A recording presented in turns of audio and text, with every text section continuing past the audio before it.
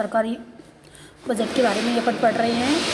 बदलते परिवेश में जो आपने पढ़े बजट के प्रकार, जिसमें आपने सबसे पहले आम बजट पढ़ा, पूरक बजट पढ़ा था, लेखानुदान बजट पढ़ा, जीरो बेस बजट पढ़ा। अब अपन पढ़ रहे निष्पादन बजट पढ़ा। अब अपन पढ़ रहे आउटकम बजट।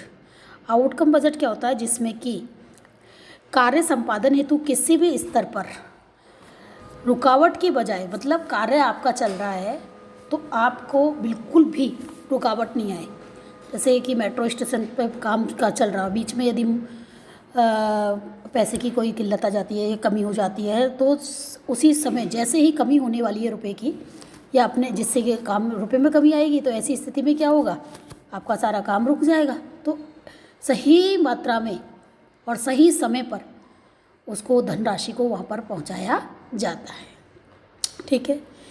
अब नेक्स्ट है आपका जेंडर बजट। जेंडर बजट में क्या होता है? यानी कि लिंग के आधार पर, यदि आपसे 1 नंबर का क्वेश्चन पूछा जाए, लिंग पर आधारित बजट कौन सा है या महिलाओं के लिए कौन सा बजट बनाया गया है, वो है जेंडर बजट। क्योंकि इसमें महिलाओं के सशक्तिकरण, उनके कल्याण, उनके विकास पर, इस पर ध्यान दिया गया है। तो इस बजट के माध्यम से सरकार द्वारा महिलाओं के विकास, कल्याण और सशक्तिकरण से संबंधित योजना और कार्यक्रमों के लिए प्रतिवर्ष बजट में निर्धारित राशि की व्यवस्था करने के लिए प्रावधान किए जाते हैं। बजट के प्रावधान पुरुष एवं स्त्री को अलग अलग तरीके से प्रभावित किया जाता है, यानी रखा जाता है। जैसे आपने देखा होगा कि गार्गी पुरस्कार है, वो महिलाओं के लिए दिया जाता है 75% पर आने पर, पुरुषों को तो नहीं दिया जाता ना। तो वो ये महिलाओं के विकास आगे बढ़े, तो उसके लिए ये बजट बनाया जाता है।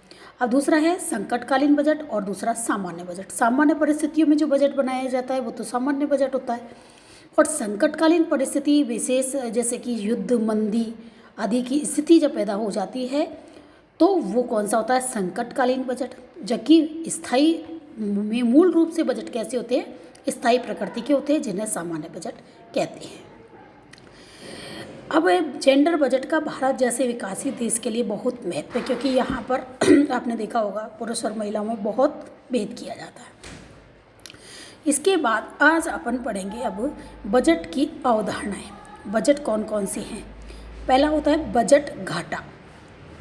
बजट घाटा, जिसमें कि कुल व्यय घाटा हो रहा है, तो कुल व्यय कैसे हो रहा है? अधिक है। और कुल प्राप्ति कैसी हो रही है? कम है।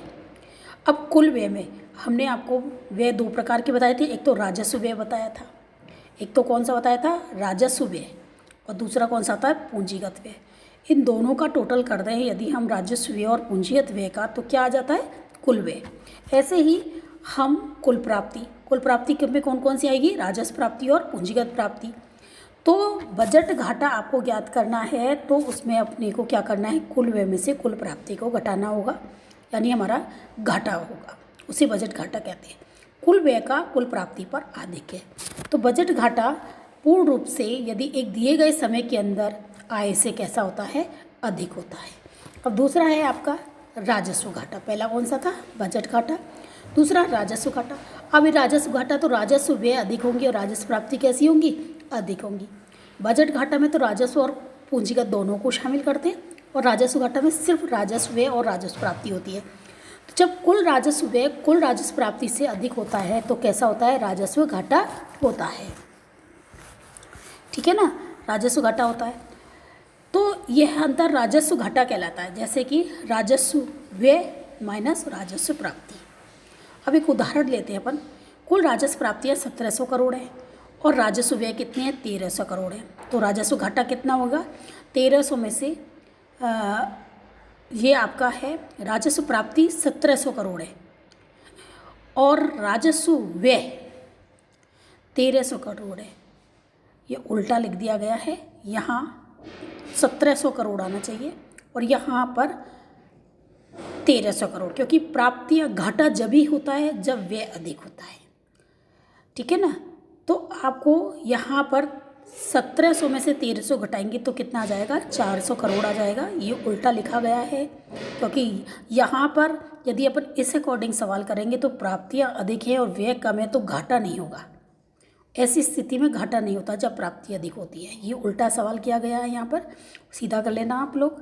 प्राप्तियाँ कितनी रहेंगी? 1300 करोड़ और राजस्व व्यय कितने रहेंगे? 1700 करोड़। इस सवाल को आप चेंज कर लेना, तो घाटा अपना कितना हो जाएगा? 400 करोड़ का हो जाएगा। वैसे ही राजकोषीय घाटा, इस घाटे में हम क्या लेंगे, राजस्व प्राप्तियाँ और गैर ऋण से सृजित प्राप्तियाँ। एक तो राजस्व प्राप्ति में तो सारी राजस्व प्राप्ति हो गई, और पूंजीगत प्राप्ति हमें जोड़नी चाहिए थी ना, लेकिन हमने इसमें पूंजीगत प्राप्तियों में सिर्फ उनको ही लिया, क्योंकि पूंजीगत प्राप्ति कैसी होती है, ऋण लेकर होती है या फिर संपत्तियों का विक्रय करने से होती है। तो संपत्ति का विक्रय करके यदि प्राप्त होती है तो हमें किसी को चुकाना नहीं है। यदि हमने किसी से ऋण लिया है तो हम क्या करेंगे, ऋण चुकाएंगे। इसलिए यहाँ पर हम गैर ऋण लेंगे, जो यानी कि संपत्ति को बेचने से आई हुई है। तो राजस्व प्राप्ति प्लस गैर ऋण से सृजित प्राप्तियाँ, ठीक है, ये तो प्राप्ति हो गई। और कुल व्यय में दोनों लेंगे, राजस्व व्यय और पूंजीगत व्यय। तो इस घाटे के अंतर्गत राजस्व प्राप्तियाँ प्लस गैर ऋण से सृजित प्राप्तियों पर किसका आधिक्य होगा, कुल व्यय का, यानी राजस्व व्यय और पूंजीगत व्यय अधिक होंगे। और ये जैसे सूत्र लिखा है राजकोषीय घाटा ज्ञात करने का, कुल व्यय जिसमें राजस्व व्यय प्लस पूंजीगत व्यय है, इसमें से घटा देंगे हम सिर्फ राजस्व प्राप्ति को और गैर ऋण से सृजित प्राप्ति को। पूरी राजस्व पूंजीगत प्राप्ति नहीं ली है, पूंजीगत प्राप्ति का सिर्फ एक हिस्सा लिया है इसमें, ठीक है। तो यह क्या आ जाएगा आपका राजकोषीय घाटा। अथवा बजट घाटे में उधार एवं अन्य समस्त देनदारियाँ जोड़ दें तो वह राजकोषीय घाटा आ जाएगा। जो अभी आपने बजट घाटा निकाला था उसमें यदि सरकार की और भी देनदारियाँ जोड़ दिया जाएंगी तो भी अपना बजट घाटा आ जाएगा। राजकोषीय घाटा ज्ञात करने का नेक्स्ट सूत्र ये भी है, ये भी सूत्र था, ये भी सूत्र है राजकोषीय घाटा ज्ञात करने का, बजटीय घाटा प्लस उधार प्लस समस्त देनदारियाँ, ठीक है। अब अपना निकलेगा वित्तीय घाटा।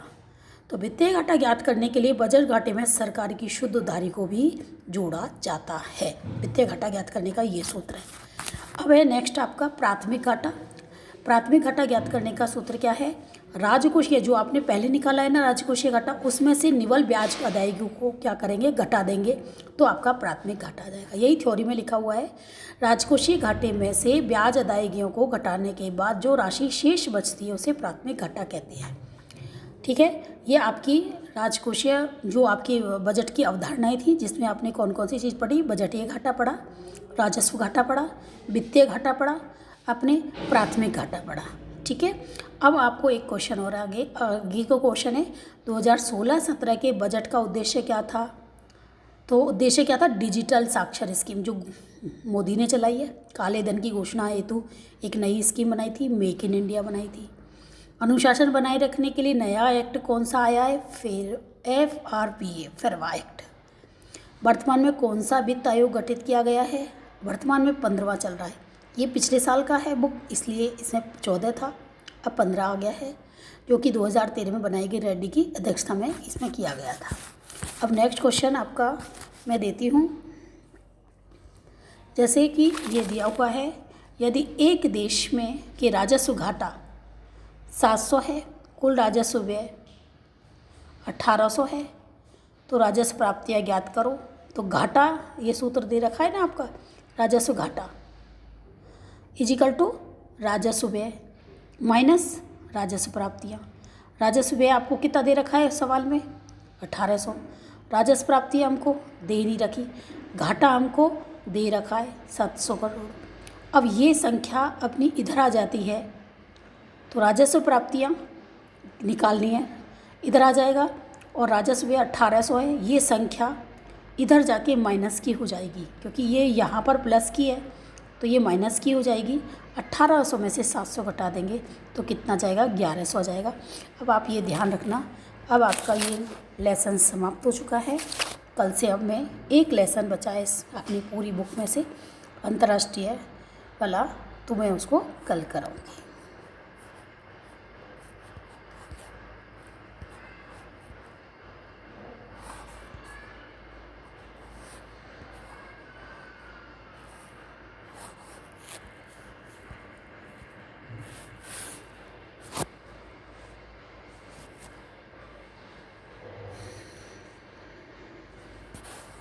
ये दिया हुआ है सवाल, देख लेना।